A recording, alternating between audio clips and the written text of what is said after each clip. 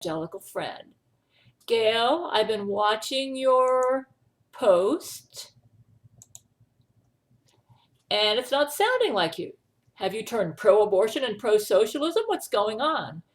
Please, to assure me that this is you, tell me how we met. So I told her that we met through her sister and that I'm not pro-abortion.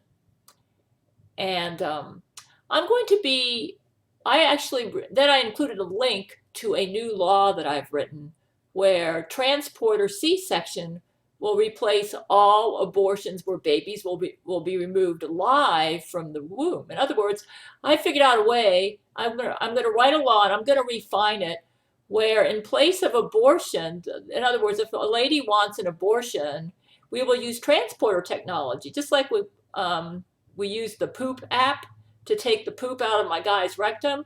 We're going to use transporter technology to remove babies live from the womb and then grow them in a laboratory, just like the Jesuits grow their clone babies right now. Anyways, I'm going to be working on that law more, but it's going to replace all abortions. And then as a result of this law, I'm going to overturn Roe versus Wade and make all abortions now illegal. That does the way it's going to work is in place of abortion, we'll use transporter C-section. So I'll be working on that. So I'll be updating and refining this new law today, and you'll see that I'm not pro-abortion when I'm finished. On the other hand, I think the Alabama law is too strict because it does not allow for abortions in the case of rape and incest. But, like I said, Jesus has shown me a way to deal with this that should pacify all parties, except those who aren't interested in a solution because they're too fanatical to think straight. Check out my new law written to overturn Roe versus Wade. I also find it ironic, though, that pro-lifers are so fanatical about abortion, but not as fanatical about regime change wars, which kill adults unnecessarily. So I plan to overturn Roe versus Wade. I'll be working on that law today. We won't need Roe versus Wade anymore because we don't need abortion. If a woman doesn't want to have a baby, we can take the baby live from her womb, grow it in a laboratory, and put it up for adoption. And that'll be my law. As far as socialism, I'm actually a libertarian. Some aspects of what people call socialism I don't find objectionable, like a national health care plan. But a lot of Bernie Sanders' ideas seem dumb to me. I think Tulsi Gabbard is smarter, so you don't need to worry. I'm not going to be voting for Bernie.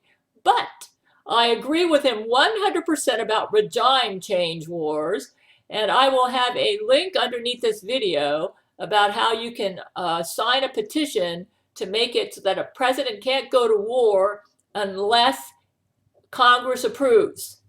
And so Bernie's right about this. Bernie's got a petition going on this. Sometimes Bernie hits the nail on the head. I don't know if my conservative friends have noticed, but I've never criticized Barack Obama. I respect his memory as one who stood with me as empress when he was alive. The Jesuits murdered Barack Obama in 2012. He supported me as empress, and I am forever grateful to him because for that, he gave his life. I have voted Republican most of my life, but to support Barack, I did not vote in 2012. In 2012, I could not get myself to vote Democrat. To me, the biggest issue today is regime change wars. I even vote for a communist if they share my passion about regime change wars. I think we have a tendency to be too caught up with labels and stereotypes. We need to see each candidate as an individual. Also, I'm not convinced that the American experiment is the best form of government. I feel the best form of government is a monarchy with a benevolent dictator at the top. Yup, that dictator is Jesus Christ. But I'm libertarian because until Jesus Christ rules, it's better to have some checks and balances in case we get an evil dictator. But in all of history, the country that had the best form of government was Israel under King David. That was a monarchy. Even then, it was not perfect because King David was not perfect. But the American experiment is on the way down. We will get a bit of a reprieve under my rule as Empress, not because of the U.S. Constitution, which is an impressive document, but because of my rule, because I fear God and am very much like King David was before he sinned with Bathsheba. I'm actually half King David. I was very much against Hillary Clinton because she's a worse war hawk than Donald Trump, and voted for Trump mainly to keep her out. Now Trump is almost as bad as him. Now Trump's almost as bad as Hillary as a war hawk. I have evolved since 2012 and now no longer feel it's sinful to be a Democrat sometimes. My husband, Brent Spiner, has been an open-minded Democrat and has influenced me.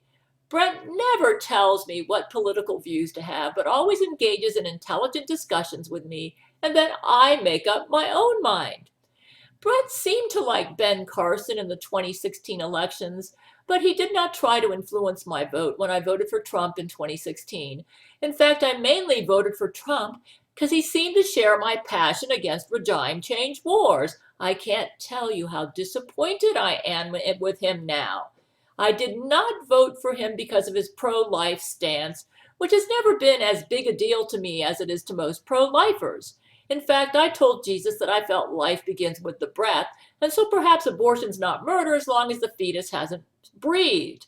To this, Jesus replies that he has plans for those babies, and even if life begins with the breath, he would prefer most abortions don't take place. However, Jesus did abort some babies in me as a result of Zach Knight's rape of me when I got impregnated with black devil semen. Like if Tulsi runs as Bernie Sanders' VP, I may refrain from voting in 2020. I definitely want her at the top of the ticket. Bernie's right about TPP, and it's true that the corporations and big money are running America. On the other hand, some of his views seem a bit extreme to me. I'm more of a moderate. I find fanatical rants and extremist views distasteful coming from either a conservative or a liberal. And here's what my friend said: BS can kiss my grits. I stand with no socialist communist lover. I understand, but I'm really passionate about regime change wars. To each his own. I don't think it's any of the United States' business to go about trying to force other countries into our version of democracy. That is such hubris. America's been far from perfect in the human rights department. I think for myself and despise groupthink, whether it be evangelical groupthink, liberal groupthink, conservative groupthink, or any groupthink. I think it's important that each of us use our own brains and come to our own conclusions, and if that makes us a bit of an outcast, we need to be true to ourselves. I'm an INFP, Myers-Briggs, and that's how INFPs are. Like most INFPs, I'm a peacemaker, negotiator, and I prefer intelligent, calm discussions over heated debates. This is something I greatly admire about Tulsi Gabbard. One thing I admire in people is an open mind. Jesus seems to feel like I do. I dislike closed-minded people. None of us is perfect, and it's a sign of humility and intelligence to recognize that what seems so right in our current generation may seem opposite to future generations. The only one who's right about everything is God. And how evangelicals interpret the Bible is based on their finite intellect, which sometimes misinterprets the Bible. Therefore, in areas where the Bible is gray or unclear, we should show tolerance. Like Jesus, I despise the us-them mentality. The worst sin of all is pride. It's the sin that leads to all other sins, and it's behind the us-them mentality. I do not believe that we're superior to another human being by virtue of being more right than them. We're superior based on how much we love. Let me give you an example of evangelical groupthink. Most evangelicals believe that if anybody thinks you can get to heaven outside of Jesus Christ, that means you go to hell. This is actually true, but what evangelicals fail to realize is that there are many Jesus ways to heaven. In fact, some Buddhists, New Agers, and even those who seem to hold to occult views will get to heaven if they're tuned into Jesus' spirit and have said the sinner's prayer in their heart, even if not the actual words. Yes, Jesus is the way, the truth, and the life, but there are many ways to get to him. The sinner's prayer is usually the easiest way, and I highly recommend it as a way to reach people for Jesus, but it needs to come from the heart. So anybody who knows they're a sinner and feels a need for redemption from that sin by a higher being who's all love and perfection will get in. So evangelicals need to show more tolerance to those who don't adhere completely to their doctrinal statements. We should only oppose people if they cause disharmony in the world and are negative and hateful. This doesn't mean we should stop being missionaries or trying to show people how to find peace and love in Jesus.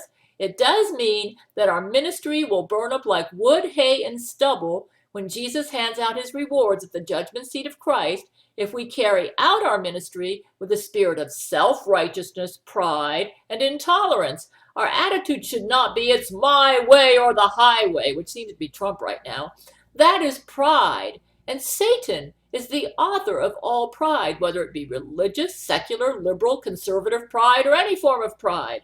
Most evangelicals have the false idea that they'll lose rewards based on whether they adhere to the correct views. I actually think they'll lose rewards based on motive.